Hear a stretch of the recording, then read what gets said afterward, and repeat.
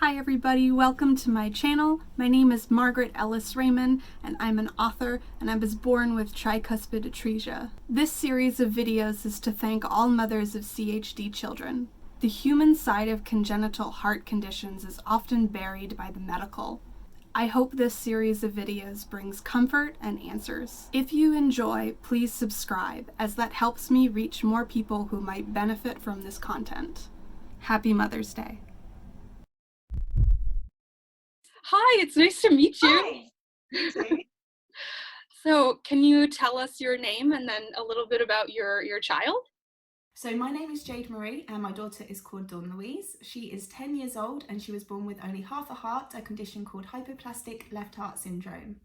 Heard a little bit about this syndrome, but I actually don't know specifics. Would you be able to give me a little bit more info? So Hypoplastic Left Heart Syndrome is an umbrella term. So there are multiple little heart defects that go into it, but the biggest problem for them is that they are missing their pumping chamber, their left ventricle. So the left ventricle normally pumps blood all around the body. So because she's only got the side meant to pump to the lungs, it's now doing 3 times as much work. So it's very tiring. It is a fatal condition, so she did have to have open heart surgery within the first week of life or she would not be here today. And she's had to have 3 more since then. It is a terminal condition, there is no cure, so she will have this for the rest of her life and it does lower her life expectancy quite considerably. It also means that she is cyanosed, she has blue lips, hands and feet because her oxygen level is only 75 to 85%, whereas a normal healthy adult or child would be 90 to 100. And that's the oxygen, the O stat, right? It is, yeah. Okay. No idea that it was so low for that condition. They have to live that without oxygen. They can't have an oxygen tank with them because it pushes the pressure into the heart. So unfortunately, it is something that she just had to learn to live with and it's her normal. She's never been able to go above 85. Right. How is that for school? Like, because I know a big thing when I was younger was gym class and you got to run. And how is that, especially in a different country? There are a lot of PE parts that she cannot do. She cannot do sprints, running. She also cannot do basketball or any form of contact sport because she has to take aspirin to keep her blood thin, which causes a really, really severe bruising, and it can also lead to strokes and cardiac arrest. So she's at risk of quite a few other side effects because of this heart condition and the medicine that she takes to prolong her life with it. She does also really struggle with the school day. It's a very long day for her, so she will be very exhausted in the afternoon, which affects how she eats as well. It can take her a long period of time to eat because her body is just so weak from just going about the day. But we have a really supportive school and they do allow her to come home if needed, but we try not to do that too much. And when she was in younger years, they would actually let her go and have a rest in the first aid room and fall asleep if she needed to get that energy back. And it's really important that we give her very high energy foods and lots of fruit and vegetables to keep those levels higher. Yeah, that makes sense. That kind of might explain why I eat so much too, but I don't have the oxygen stat so low, so maybe that's I'm not sure. I think it's a common thing with heart warriors that their energy needs a lot more supplements than a healthy person would. So I think that makes sense. Yeah. I would love to know what your initial reaction was when you heard from doctors that, and when was it, like during pregnancy or after, and kind of your initial reactions to hearing that your child was going to have a heart condition. So I was kind of a special case. I was told at a very young age that I wasn't going to be able to have children because I had health problems myself early on in my early teens. And I found out that I was actually pregnant and I was already 22 weeks and 3 days, which is very far along. So the very first scan I had was the diagnostic scan that they do for abnormalities and genders. So I went in to have my very first scan to see how far along I was completely, because they weren't sure because I was really not showing very much. So they thought maybe 18, 19 weeks, but it ended up being 22 weeks and 3 days. And they asked me if I'd like to know the gender and I said yes, and they said it's a girl, and everything was still very fresh. I'd only just found out I was pregnant, so it was hard to be excited for that as much as you would normally be when they tell you the gender. It was more like okay, and that was it, because I was still kind of trying to come to terms with this whole life-changing situation I was being thrown into. And then the technician sat there for quite a while just completely silent, And I just had this feeling that something was wrong. But I'd already faced so much judgment just being in that department of the hospital that I was kind of confused to whether it might just be, maybe it's a little bit of judgment, or maybe there's something wrong, because I'd obviously never had a scan before. I didn't know what the normal way it would run is. So they said that they had to leave. They just want to have a word with another nurse. And then someone else came into the room. They had a look at the screen very briefly and then left again. And neither of them said anything to me. It was all very whispered and hush hush. And they come back in, the original nurse came back in, and she said that she wants me to go and speak to the doctor. So we just need to clean you up and move you over to his room. He's got his own private room.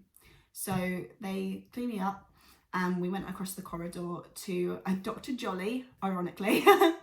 And he sat me down, and the room was much, much darker now. And he spent a long time having a look without saying a single word to me. And then when he had finished his examination, he put the little wand back, turned around in his swivel seat and held my hand. And at that moment, without him saying anything, I was like, this is bad. This is really, really bad. And he said, I am really sorry to tell you this, but there is something wrong with your child's heart, and it is very serious. So we are going to have to make some really serious decisions because of this.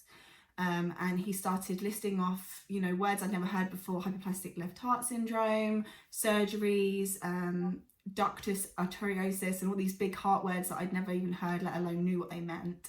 But he kind of realised that I wasn't picking up on what he was saying, and he just said, basically, your daughter's missing half of her heart.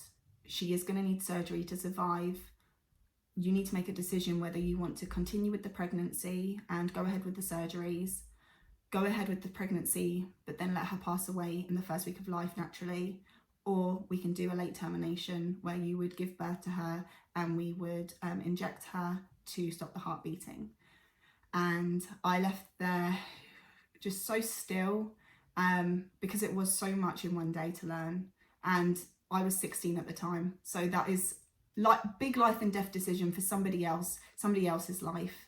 And it wasn't until I stepped out the hospital and it's now dark outside, and it was that sort of like comfort of people can't really see you in the dark, and I just started bawling my eyes out because it was just so much. I didn't know what to think, I didn't know what to do, I didn't know what to say to anyone else about what happened. And I had a week to decide whether I wanted to have a termination because it was already so late along in the pregnancy. Oh my gosh, that's a lot to be thrown at, especially, you said you were 16? I was 16, yeah. That's a lot to be thrown at. Like, oh, what? So like you're kind of at that age trying to figure out your own life, and then all of a sudden you have to make this massive decision for a whole other life. That's a lot. How you coped with the hearing about the diagnosis? Like, what were some strategies that, you know, now looking, like, basically, you know, hindsight 2020, right? So like if you could go back and help another mother who is just finding out that they have this diagnosis or something similar, what would be some coping strategies that you would recommend?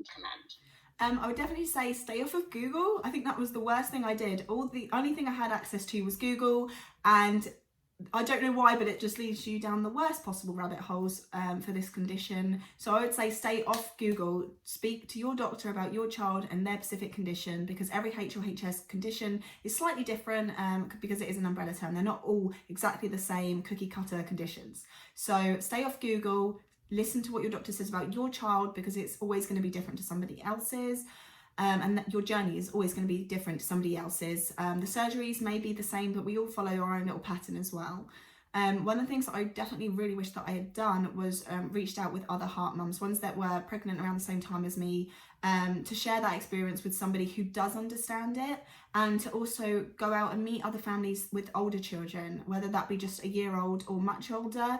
I think it would have really helped if I could have met adults or late teens with the condition, because they made it sound like she was never going to make it past 14, whereas now we have a very close friend who's just turned 18 and she's doing amazing. And I think if I'd met people like that earlier on, we would have had a lot more hope to go off, because all I did have was the Google and, you know, the case studies and things like that. So to have something more personal and somebody's real lived experience with it and how it is on a day-to-day basis, not just with the statistics, I think it would have made it a lot better in terms of finding that hope, instead of just having to just hope that everything works out. You actually have the hope of people are making it through these surgeries, even though they are extremely rare and delicate. Right, you have the hope of seeing somebody else who's like, oh wow, you have a very similar condition, maybe like one or two things are slightly off, like are different than my child, but like you're here and you're doing pretty well, and you know, it's hopeful to see that. Yeah, because unfortunately the only group of people that I did meet that were pregnant were teen mums, because I was made to join a lot of those groups, and that made it so much harder because they've got healthy babies, they've got things to be happy about, things to be excited about, and you can't exactly turn to them with everything that you're holding in, because you don't want to ruin their experience, but you're on a completely different path. And I just kind of felt like every time I talked about my baby, it was just bringing down the mood. So I feel like if I could have spoke to somebody who understood why I felt that way, it would have made it a lot easier to have someone to confide in. Definitely, yeah. Finding all that information out, and then you were 22 weeks, right? When you found 22 weeks and 3 days, yeah. Wow, so you basically had like half of pregnancy left, right? Not a lot. I can't even do the maths. It was a really short pregnancy. Yeah. And so then what was delivery like? Was it different because of her condition? And nothing went to plan. So it wasn't smooth sailing whatsoever. The plan was that I would deliver in a specialist hospital midwifery unit a week before her due date.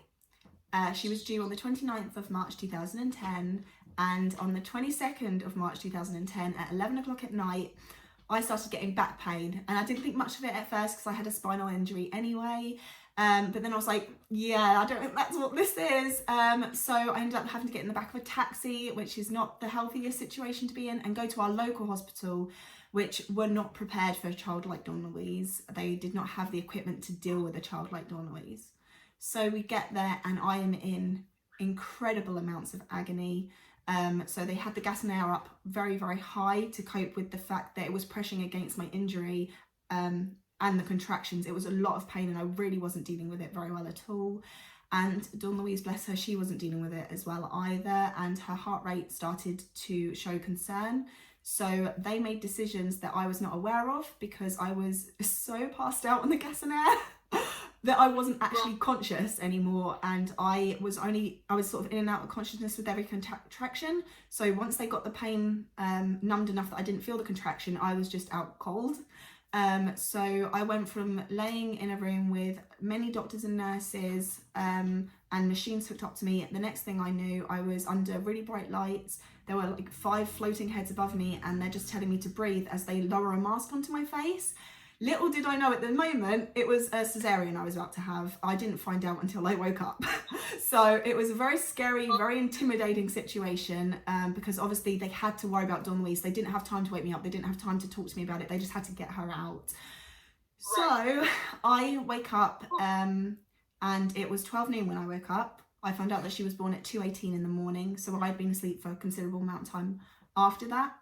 And unfortunately, because they did have to get her to the other hospital, by the time that I woke up, they were already getting her blue lighted an ambulance to the other hospital. So she had been given medicines and wires and feeding tubes and everything, so that they could keep her stable without me having to, breastfeed or anything like that. So the only thing that I saw of her on the day she was born was a small photo that they took of her, and it was after all the lines were put in, so I never saw her without all the tubes and wires. So, oh my gosh. So yeah, I didn't actually get to meet her until she was 36 hours old. Oh my gosh, that's so difficult. So was somebody else with you in the hospital?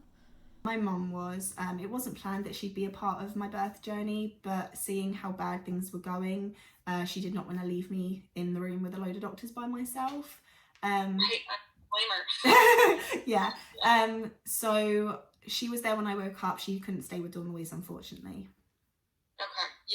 Yeah, they just had to rush and get her. That seems to be a consistent theme. My mom had the same thing. Was I was born and she got to see me for a quick second and then they rushed me off somewhere else. So I think that is yours is much more extreme because it's like a whole other hospital and like that's a lot to go through. Yeah, I feel like it's one of the worst parts of this journey is that we don't get that first look at our babies when they're first born, and we don't get to hear that first cry, and that will forever be something that will break my heart thinking about, because I wish so much that I could have just had that moment that every other mum gets. You don't want to hear your kids cry at any other moment. It's that first moment that you like desperately want to hear that cry, and then for the rest of their life it's like, please don't ever do that again. Yeah. Oh gosh. So you gave me a little bit of the process with the surgeries because they rushed her off to another hospital. Did she have one or two? How many surgeries were there? 4 open heart surgeries and 7 cardiac catheters and a bowel surgery. A lot. Wow, that's a lot. Yeah. What was preparing for all of those like? How did you cope with that, knowing what you were walking into the next couple of surgeries? Once, you were not sedated anymore after giving birth. Yeah. So all the surgeries have sort of different preparations. So for her first one, that was the one where she only had a 20% chance of survival. So that was the one that really was the scariest, knowing that I have only just had this baby and I might lose her before I've even got to really get to know her. She was 6 days old when she had the first surgery. So between the day that she was born and transferred up to the hospital, she spent the first 5 days of her life in the pediatric intensive care unit in the specialist hospital. She was hooked up to multiple medications, keeping her alive, multiple feeding tubes, and a little machine that would tell them if her heart stopped, because she was at risk of sudden cardiac arrest and heart attacks. So it was really hard for me because I wanted so bad to make the most of that time with her before surgery. But it was really hard to feel like she was my baby, because where she had all these wires, I'd have to ask permission to hold her, and then they would have to lower her into my arms. I could not just pick her up myself. So it was really hard to feel close and connected, because she'd been taken away from me at birth, and then I had to constantly ask permission to hold my own child, and I could only sort of hold her in my arms because of all the wires. You couldn't do skin to skin, you couldn't hold her close, or I couldn't put her face near me or anything like that because of germs and stuff as well. So I could kiss her hands, but I wasn't allowed to kiss her face, which was quite hard for me because she's got this little mole on her forehead, and that's like the place that I've always wanted to kiss her, and we still do it now 10 years later, because it's that closeness of just being close to her face and that part of who she is. So getting ready for those surgeries was really hard because we wanted to take pictures of her, but at no point did we have one where she looked like a newborn baby. She was always covered in all wires and everything, so all the photos that we took, we had to be very careful as well, because the curtains had to stay back. We weren't allowed to draw them around, and we weren't allowed privacy because in case something went wrong. So we had to be very careful of what photos we took, because you could see other patients obviously on the ward. So I couldn't take a lot of photos of her or with me holding her. We only have 2 photos of me actually holding her prior to the surgery.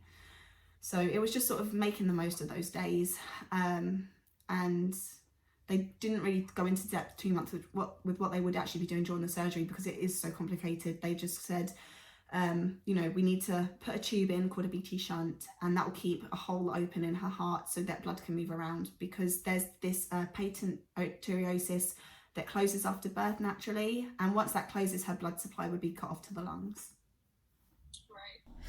My parents did this. They had like a point person that they went to in the team of specialists that would describe what was happening. Did you have that person, or was it just whoever you could talk to, and then you kind of got like different answers from different people? What was your experience? Much the opposite. It was, we could speak to the nurse that day, we could speak to the surgeon on the day of the surgery and the anaesthetist, but we only had a very small chat with the actual surgeon who was doing the surgery, And that was when we had to fill out the forms where you would sign to say that they were okay to go ahead with surgery. So it was a very brief conversation with a lot of big technical terms and not a lot of time to actually break it down into layman's terms for me. So it was, if I had questions, it was just I'd have to ask whoever was looking after her that day, and obviously that changed between day and night as well, so it was 2 different people every single day, so it was hard to find somebody who knew her well and knew her specific case well. Right. Wow, that's yeah, that would be very frustrating. I can only imagine. Yeah, it did make you feel a bit lost and alone because you didn't have somebody who sort of was there from day one. It was always someone different, especially in that first week, because after a couple of weeks they start coming back. But for the first week where we were going through that first surgery, we had no member of staff that was the same the next day. Right, yeah. So I'm assuming that this would kind of go into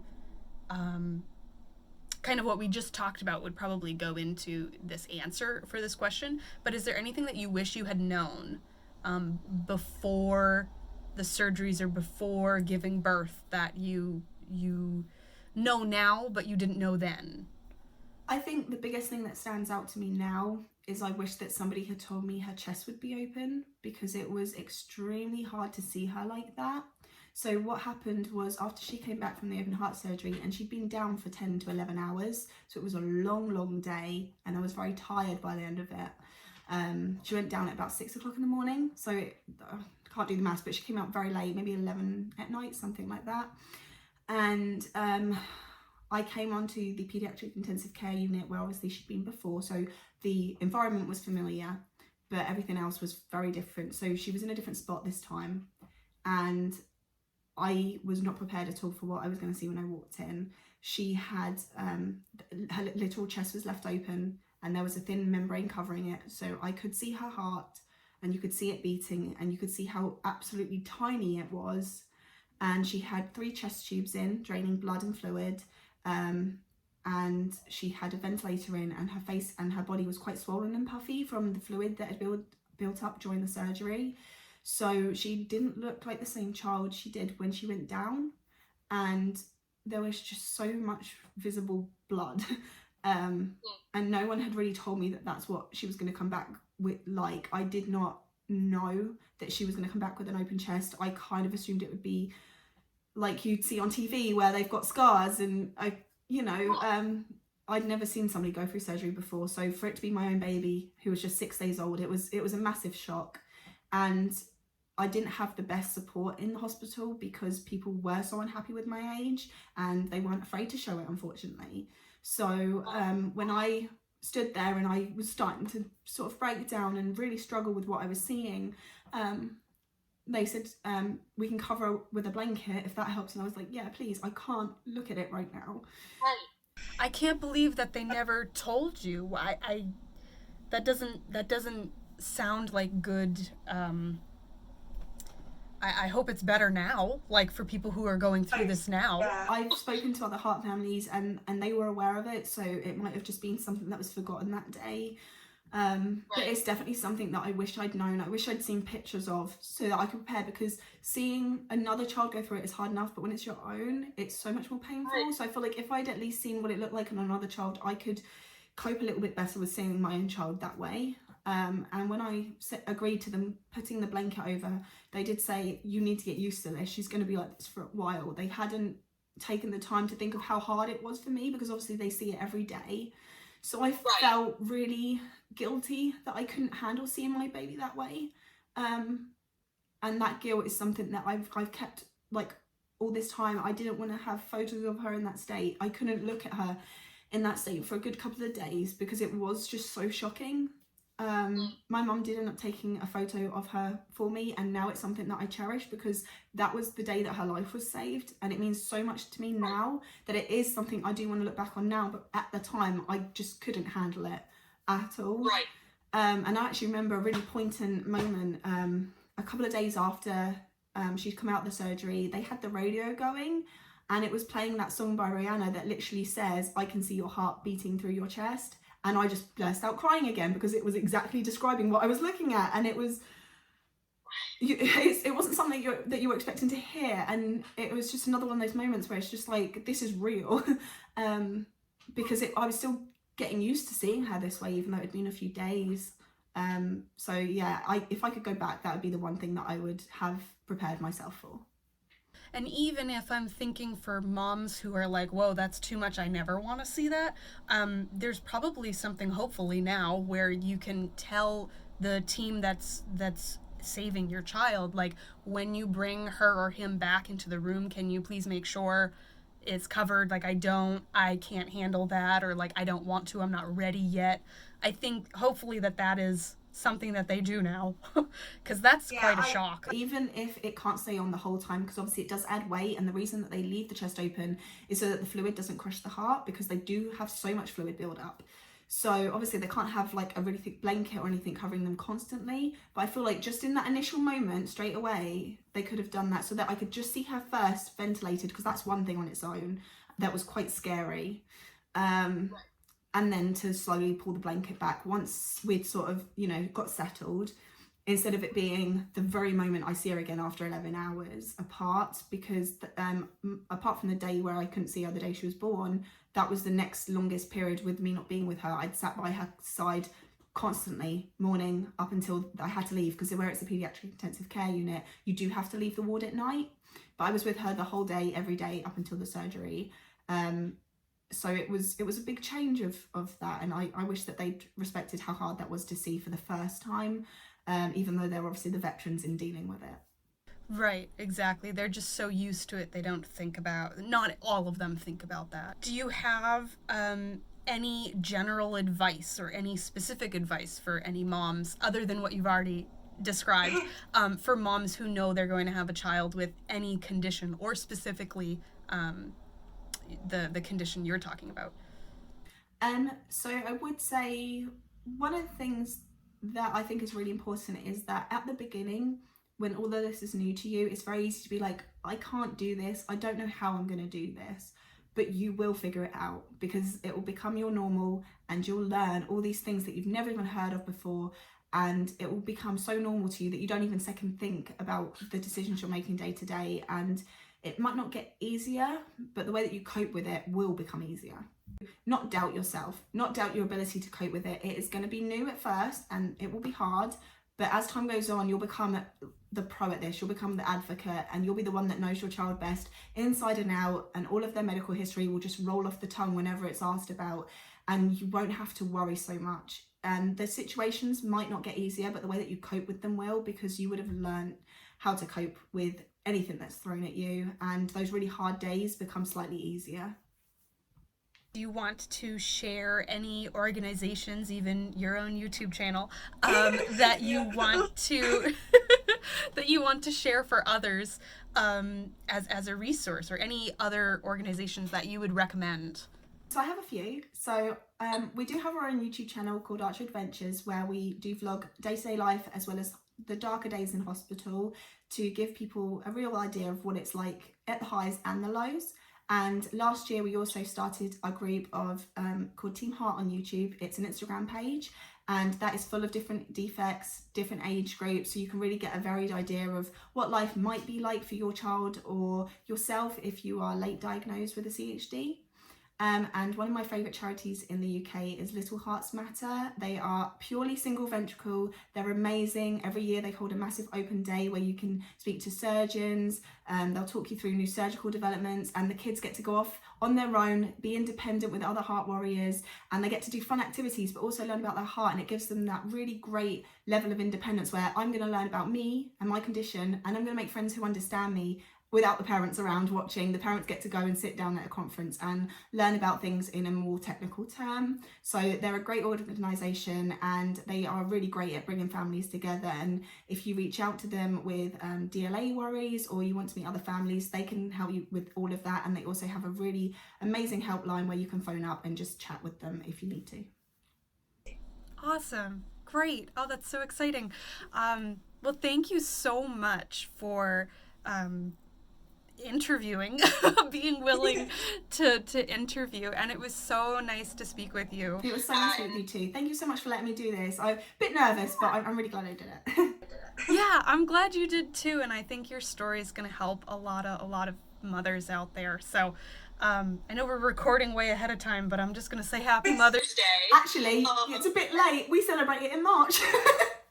You celebrated in March? I had no idea. For us, it's actually late, but thank you.